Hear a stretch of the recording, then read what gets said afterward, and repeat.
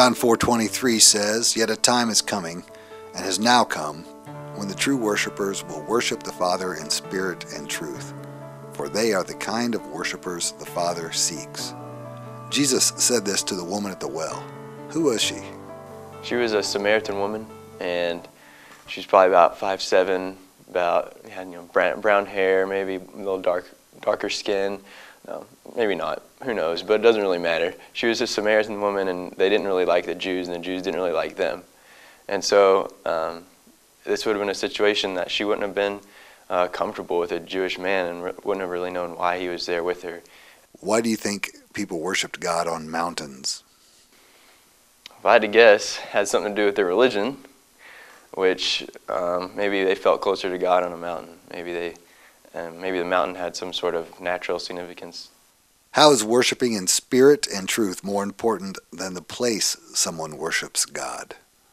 Well, obviously, and I think Jesus really puts emphasis on this, is that, and especially talking to Pharisees and times like that, it's not about, after Christ, it's not about where you do or what you do, as much as how you're doing it and where your motives are, and how you're doing it. And when he says to do things in spirit, when we have God's Spirit within us, and He's living through us, and we're worshiping with Him in us, it shouldn't matter where we go or what we do. We should be able to worship the Lord and sing and do anything to His praise anywhere we go. Have you ever felt like you worshiped God in spirit but not in truth? And by the same token, have you ever felt like you've worshiped God in truth but not in spirit? Yeah, spirit but not in truth. Sometimes you get caught up in the emotion and in the feeling of being close to God, and that's okay to have that, and you feel like the Spirit's really working through you. But sometimes we get caught up in, I think sometimes we get caught up in our feelings, and we tend to move away from having to focus on ourselves. Especially like if I've been leading worship somewhere, and and you're in front of everybody, sometimes the tendency is to be like concerned about yourself. So that's maybe one tendency or one experience that's happened.